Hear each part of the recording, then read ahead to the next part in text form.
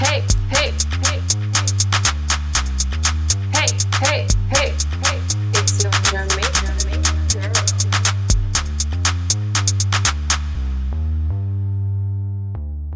Hello, and welcome to Jamaican Girl Big World. And I'm your girl, Shanice. This is my first ever episode ever on this channel, and I'm so excited to be here. So this first episode is just me, and I'm going to be talking about what to expect from this space. So, to get started, my name is Shanice, and I'm Jamaican. I've actually lived there for 20 plus years. I've lived there my whole life. So I actually recently just came to New York to pursue a second degree. Yes, you heard correctly, second degree. The girl, me, love school, bad. Because I fully left Jamaica already having a degree in dance and literature. Those are my two biggest passions. So it was really important for me to pursue those things in JA, and I finished my degree there, and I decided that, I wanted to go into this media space, into production and all these different things, videography, all these different things. So I'm like, you know what? I'm actually not qualified for any of the jobs that I want. So let me just go back to school. So that is when I decided to apply for school here in New York. And when I got in 2022, I was like, all right, let's go. This is what we're doing. So now I'm here in New York pursuing a second degree, and decided to start a podcast because, what better entryway into getting into this thing is to do a podcast. Everybody doing podcasts these days, so might as well jump on the bandwagon, because if you can't beat them, join them, yeah? So, that's where I'm at, and I'm really excited about it. And it's been very interesting because I am an international student. As I said, I've lived in Jamaica my entire life. So trying to navigate a whole new culture and adjusting to it is something else entirely. And it's funny because the other day, one of my friends said to me, you really don't have to assimilate. You don't have to try and adjust to anything. This is New York. This is a multicultural state. Like, everybody's kind of do their own thing. And while she's correct, I feel as though there's still some assimilation to be had, like to be done rather, because there's still so much that I'm not used to, so much that I don't get, that I'm still having to figure out while I've been here. Like, first of all, let's talk about the language barrier. The language barrier. Yes, we're all speaking English, but we're speaking different kinds of English. The only English I've ever known is Jamaican English, Jamaican Standard English, and Patois. Two languages alone me know. Yeah, so coming here is me having to twang and to speak slowly so people could understand me, and certain things that we just say that are really different. Like you guys say trash bin, I say garbage bin. So it's just little things like that. Yeah. This show is definitely going to be surrounding Caribbean culture, Jamaican culture to be more specific, because, that is where I'm from. That's the culture I know. That's the culture I grew up on. So naturally, we're going to be talking about that, as well as, being Jamaican in the United States, in New York. Just my personal experiences, the things that I've been through, the walk that I've had, the journey that I've experienced coming here, and also living in Jamaica and living here, and how different that is, as well as, I definitely would collab with all the Caribbean people for sure that are here in New York, connecting with the diaspora for sure, keeping that link, keeping that connection, keeping that vibe. I will do interviews, the works. You guys can ask me questions on my Instagram, we can talk. At Nikki Neats. Just link me up on Instagram, or just run over there real quick and follow me. Send me a DM, ask me questions, anything that you guys want me to talk about, we can do that. Yeah, this is a collaborative space. So today, to get things started, what I'm going to be talking about is me. So I'll tell you my journey here and what's been happening currently, a little life update. Because this first episode is about me introducing myself. So here we go. Okay, so like I said, I applied for school. I applied for university here in New York in 2022. I think it was January 2022. Because I was just scouting around. I wasn't really sure what school I wanted to go to specifically. I was just like, I don't really know much about universities here, like where's the best, what program would be the best for me. I just knew I wanted to study media and communication. So I literally just Googled schools in New York, top 10 best schools in New York, and went from there. And I applied for a few. I applied to NYU, Hamilton. There are a few others that I applied to. Can't remember right now, but I only got into one. I only got into one because my NYU application was incomplete, as was my Hamilton application. I can't remember the other one I applied to. It slips me. Oh, and I did apply to John Cabot University, but I applied for the one in Italy because I've always wanted to go to Italy. So I applied for there as well. Didn't get into John Cabot or NYU or Hamilton because my application was incomplete, because my advisor at UWI, oh God bless her heart, my advisor at UWI did not submit my recommendation letter, and she was one that I wanted to do it for me because she has been with me right through my process being at UWI. So I really wanted her because she knows me best as academically speaking. So I was like, all right, send it to her. Let's see what happens. Of course, she does not send my recommendation. She sends me an email cussing me out, talking about, why are you applying for a second degree? You need to be applying for a master's degree. You've already done an undergraduate. And I'm just like, lady, and on my life.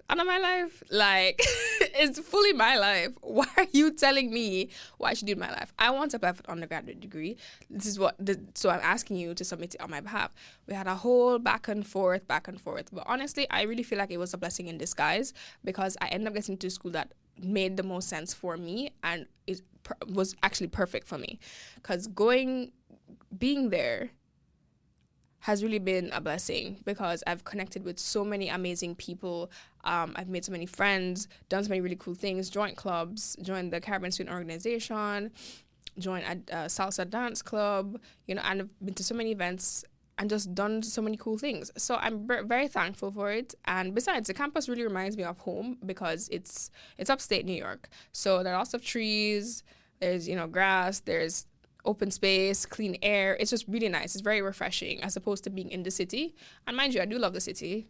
City girl down bad. Of course, that's me. Because when I was living in Jamaica, I was living in Kingston prior to move here. So I love the city. City life is for me. But being there really helped me not feel so homesick, because it was nice to just be outdoors, be around trees and stuff. Like, it sounds silly, but that's really important to me, because I love nature. I love being outside.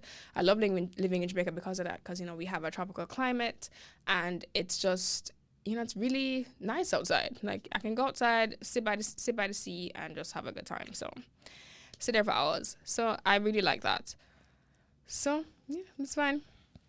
Anyway, so I got into the school here. I'm not gonna say which school, because it's me. But I got into school here, and it was great. Like, the first semester was insane, but it was also really good. Like, my classes were chill, super chill. All my lecturers were amazing.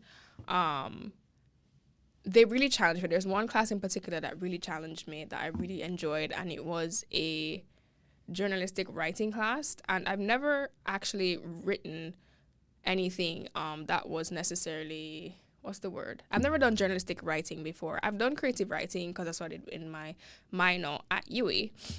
If you don't know what UWI is, by the way, it's University of the West Indies. It is a university rather, in Jamaica, the top university in the Caribbean, I believe. So, small flex. Anyway, so the journalistic writing course really, really challenged me, and it pushed me out of my comfort zone, because I do creative writing. A lot of it comes from like an opinion-based point of view. So it really challenged me to step outside of my point of view and look at somebody else's perspective. And that was really intriguing for me, because I've never really done that before. And it was nice to be able to take myself out of the equation and just write from this standpoint, write the truth for what it is, as opposed to what I believe it is, or what I want it to be, or what I think is fair or not fair. So that was really cool, and I liked doing that. So definitely my second semester, I took up more courses like that, but I didn't like my lecturer, so I ended up dropping that course, because that man was something else.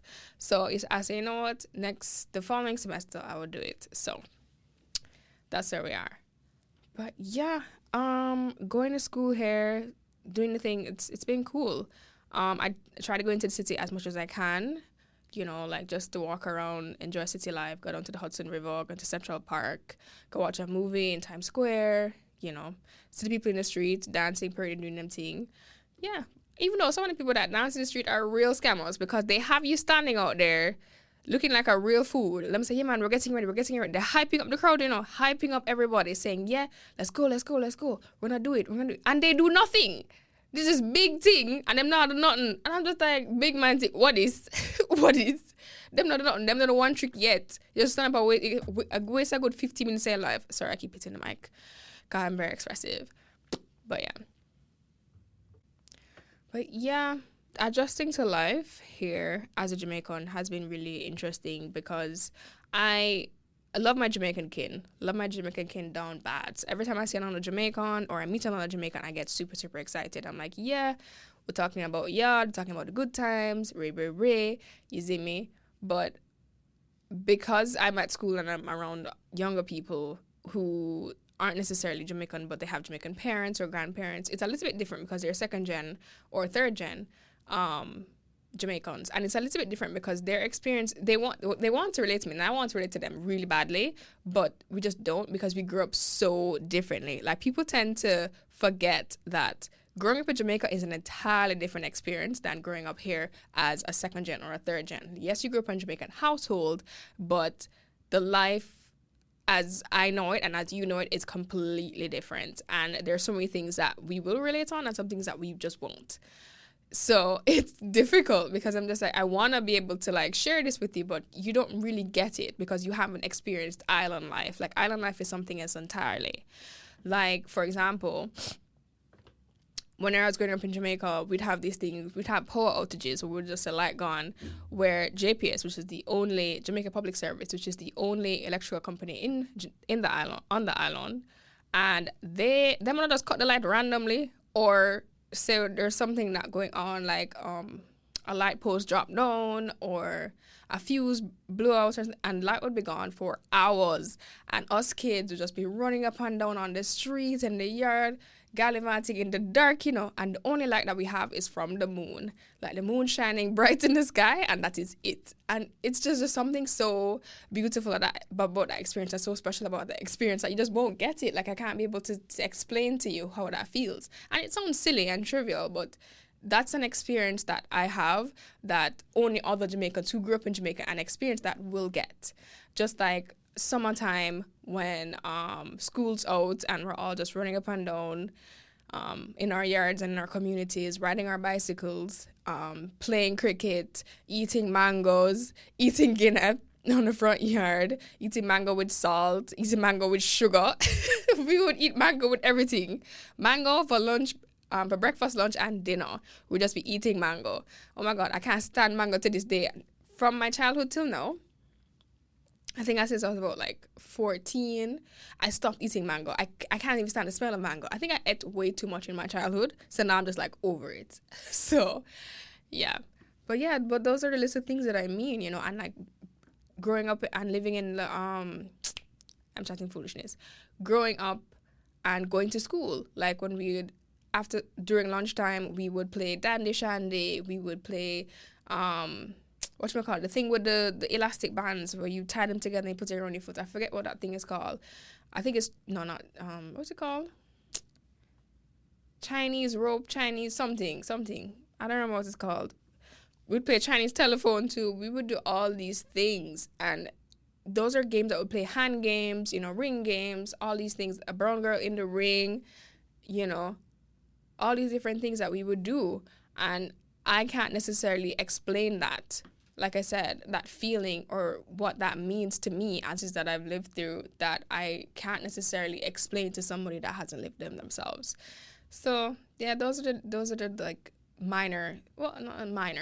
somewhat minor major instances that I've experienced. So yeah, those are the little things. But yeah, growing up in Jamaica was definitely an experience. It was definitely something that I'll never forget.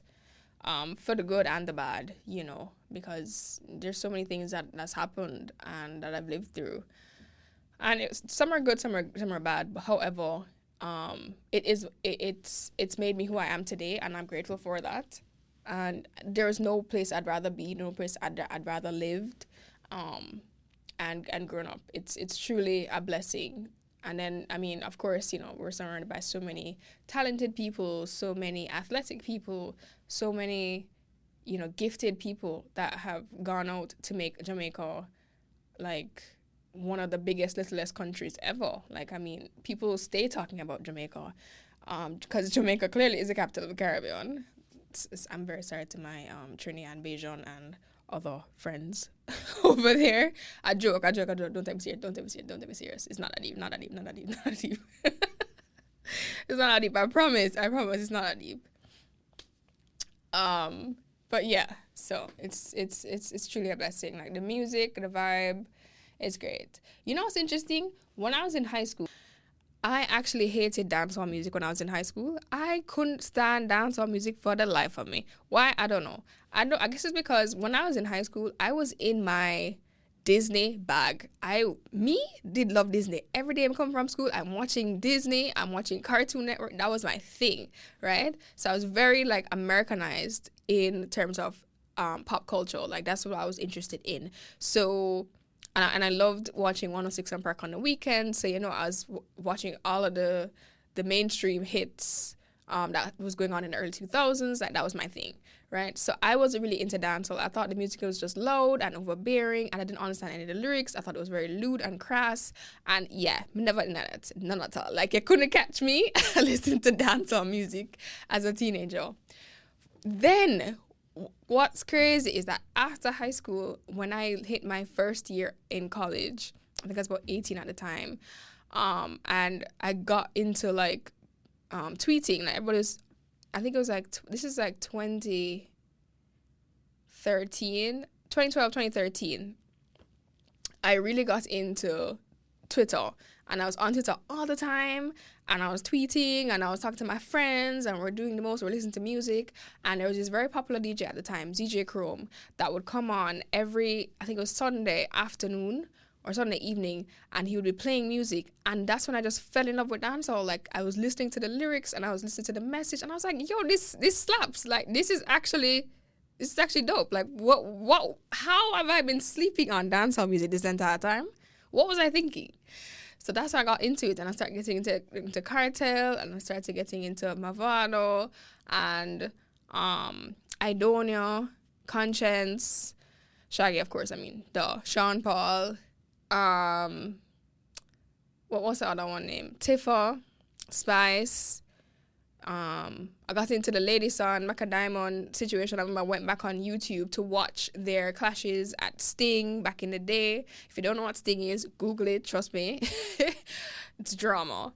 But yeah, it was just insane. Like, I was like, wow, how have I missed out all these years on these things? Like, cause I remember when I was in high school, Sting was this big thing. Like, everybody was going to Sting, at Christmas, because Sting is this big Jamaican music concert that happens in the whatchamacallit, at Christmas time. I think it's on Boxing Day or something like that, or after Boxing Day, where the famous artists would go and they would clash, and it'd be this whole thing. And I remember in 2009, I was in grade 9, and Mavado and Cartel had this big clash, big clash, and it was this, and that's when the song came out that everybody knows.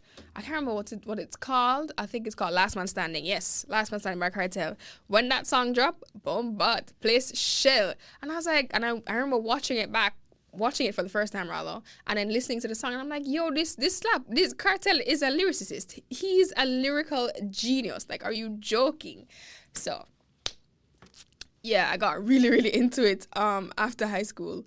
But yeah, I can't believe I had slept on it for that entire time. But it was really an experience. Like, I've been on my own journey, my own journey, living in my own little world when it came to acknowledging and appreciating my culture for what it is. Because I haven't always. Like, when I was younger, I was very Americanized. I was very like into, like I said, Disney, Cartoon Network. I was very into like American fashion and American way of life, like, and it's actually what inspired me to come to New York, because I remember growing up just watching all these really cool shows about people falling in love in New York, and starting their careers, doing big things. And it got me excited. And I was like, oh my God, I want to live this life. I want to do this too.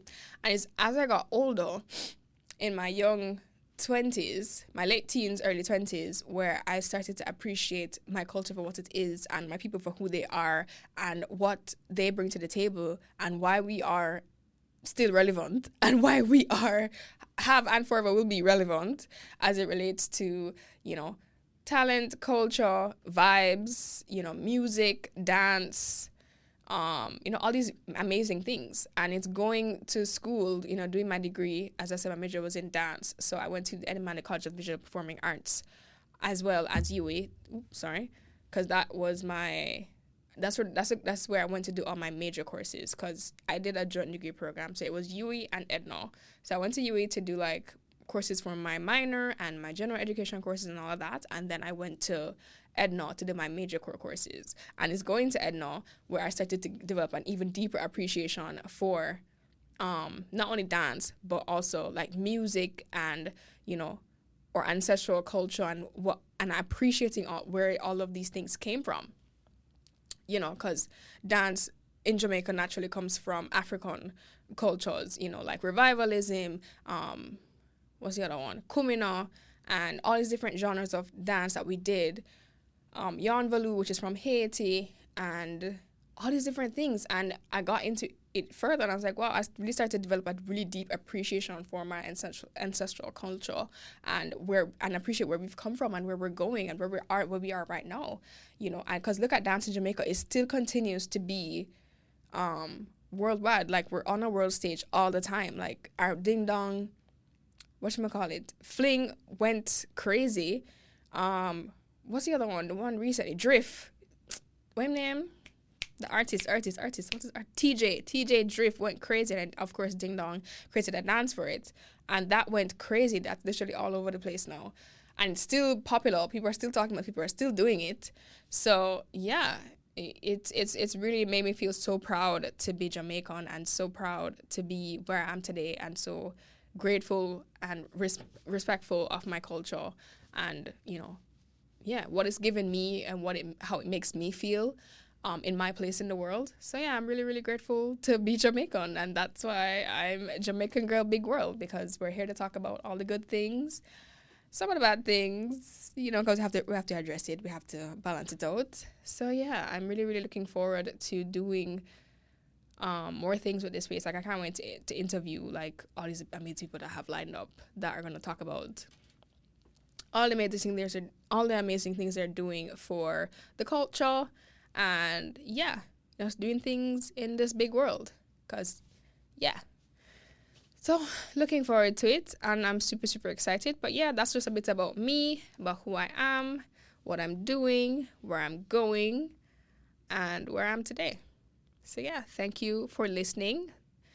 And yeah, like I said, hit me up on Instagram if you want to ask me any questions, if you have any things that you want to, hear me talk about, people that you want me to invite on the show, like, just let me know. Yeah, hit me up on my Instagram. That's at Nikki Neits. That's NIKI_NEITES. Again, at NIKI_NEITES. Nikki Neits. So, or you can leave me a comment and I will read and hear your feedback on this week's episode. Thank you so much for listening. Love you guys, and big up yourself every time.